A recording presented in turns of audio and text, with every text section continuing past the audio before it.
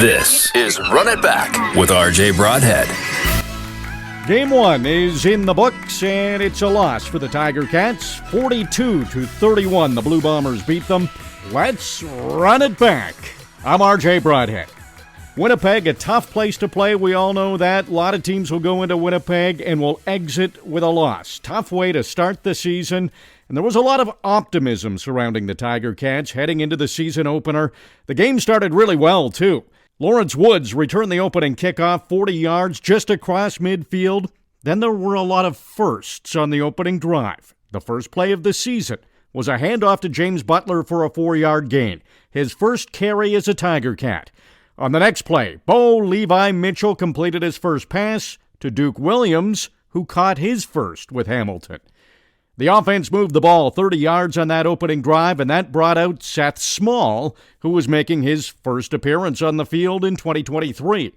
He made the 31-yard field goal to give the Tiger Cats a 3-0 lead, and as it turned out, it was the only time Hamilton would have the lead. The defense looked excellent. One play, and they created a takeaway. Jameer Thurman, another new Tiger Cat, muscled the ball away from Nick Dembski, and Richard Leonard recovered the fumble. It was a great play by Thurman, but he was quick to give praise to Chris Edwards.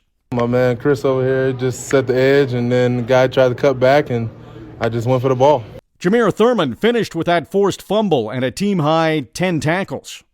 That's just effort right there. You know, good things happen when you run to the ball. It's nothing. I was just doing my job out there, what I'm supposed to do. Winnipeg scored 3 first-quarter touchdowns and had a 29-4 halftime lead. Many Tiger Cats had a little something to say in the locker room. Thurman was one of them. I told the guys, that was an unacceptable first half, but we had a whole nother half to go. There's nothing to hang our hats on. We got to finish the game at the end of the day, and I thought we came out with a little bit of energy. We got turnovers. We scored on special teams, scored on defense. So it was impact plays, momentum plays that helped us try to make a little comeback, but at the end it wasn't enough. On the Tiger Cats' first possession of the second half, Bo Levi Mitchell was sacked, the ball came loose, and Winnipeg's Dietrich Nichols recovered. That led to a field goal and a huge lead, 32-4.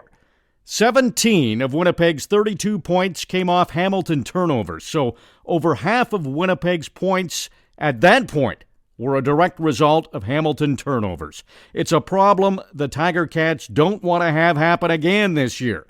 Here's what offensive coordinator Tommy Condell had to say. We always talk about some explosives and ball security, and we've got to win the ball security in the turnover battle every week. And if we don't do that, we're putting in another people's chance. We've got to have our own. And if we're able to secure the football, let it be from the quarterback position, let it be from any of the skill positions, we'll have a better opportunity to win. And that's been an emphasis, and that just hasn't started. That's an emphasis from day one. That's why we started ball security in training camp, our circuits from day one. So, those are the things, and we'll look, and we have to correct it, and we keep going. It looked bleak for Hamilton, but the special teams lit a spark. Rookie Carthel Flowers-Lloyd blocked the punt, and Omar Bayless recovered for the touchdown. That swung the momentum the Ticats' way. Bo Levi Mitchell and Tim White, they struggled in the first half to connect, but they were on the same page in the second half. Here's how it sounded on the Ticats Audio Network. 2nd and 10 for the Tiger Cats from their own 27. Bo Levi Mitchell wants to throw deep down the right side. He's got an open receiver. It's Tim White. He's across midfield down to the 50, battling to get to the 45, forced out of bounds by Evan Holm, but the biggest gain for the Tiger Cats in this second half by far. Nice hard stop at the top of a corner bite route, and Tim White totally separates for a huge gain, and that's kind of what they've been waiting on all night, right? Yes. Is the ability for Bo Levi Mitchell to connect downfield and really well-placed ball. Your first half, I went through 1 reception on 6 targets for 6 yards. What were you thinking at the half?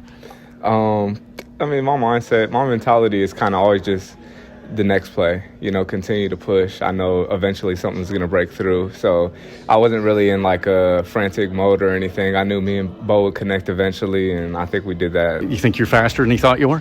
I mean, things could get pretty crazy out there, so I think I turn it up a little bit differently, in the game. But I think Bo is one of those guys that continues to adjust. He obviously has so much experience throwing with multiple different receivers, and I think he's just going to click, and we're just going to be on the same page. That was Tim White.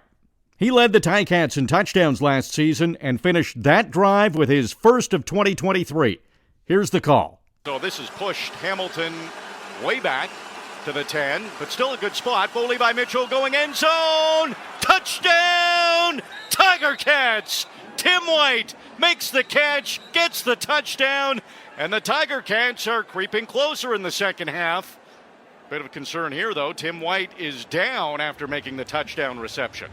Well, Evan Holm, the halfback for the Blue Bombers, was there at the end to try to break up the pass and make a tackle, which he did.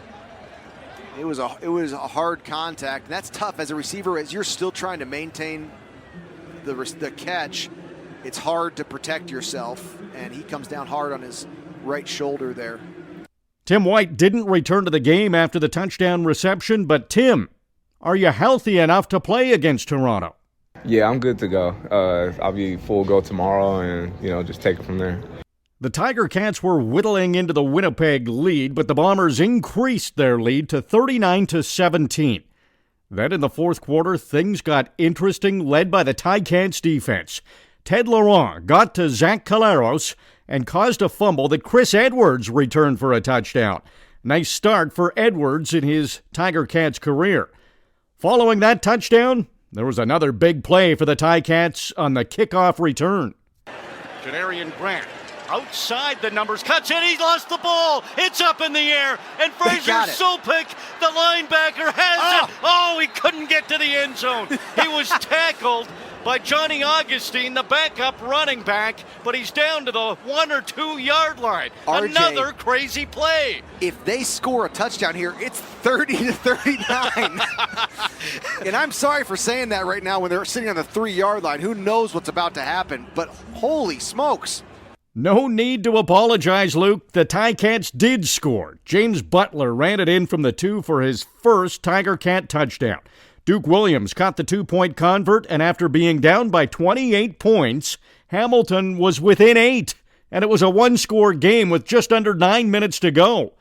That's as close as Hamilton would get. The Bombers hung on to win 42-31. Here's Jameer Thurman on his first game as a Tiger Cat. First game, it was rough. We started off very slow. Didn't end the way we wanted. We picked up second half, but it still wasn't enough. We dug ourselves too big of a hole in the first half to overcome it at the end. But we kept fighting. We never gave up. So that's a positive. But we can't play like that again. I'm glad that happened so we can learn from it.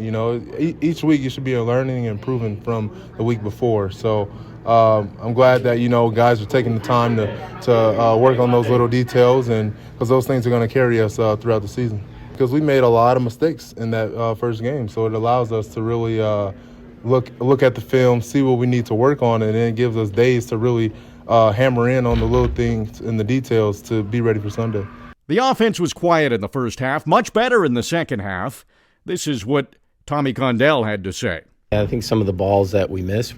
You can't, we can put it on this, and we're going to work on it in practice and continue to do it. But, I'm not going to sit back and we're going to look at it, evaluate it, and move on and correct the things we need to correct like we're doing today. We had some ball security issues, and we're out there doing a ball security deal. The thing that we needed to do that whole game was, identify it and then be able to have, correct it and have a solution, not just complain about it, right? I think that's the important part about it. Once you identify it, then you have to say, hey, what are we going to do to practice it and then have a solution? We had some shots that were there. We didn't make them. I thought there were some things that we did well. We ran the ball physically when we needed to, but we didn't finish it, and we've got to be able to score some more points on it and then be able to execute the plays when we need to. That's my synopsis. Now I'm the old Bill Belichick. I'm moving on to Toronto. A lot of teams will lose in Winnipeg again this season. The Bombers have lost just 2 regular season games in their last 4 seasons at home, including this season. It was as tough as it gets to begin the year. After a rough first half, the Tiger Cats made it exciting, but it's a Game 1 loss. Next up is a visit to Toronto in the first of 4 meetings against the defending champion Argos this season. How's that for a start to the season for the Ticats? 2 road games against the 2 teams that played for the Grey Cup. Can't get much tougher than that.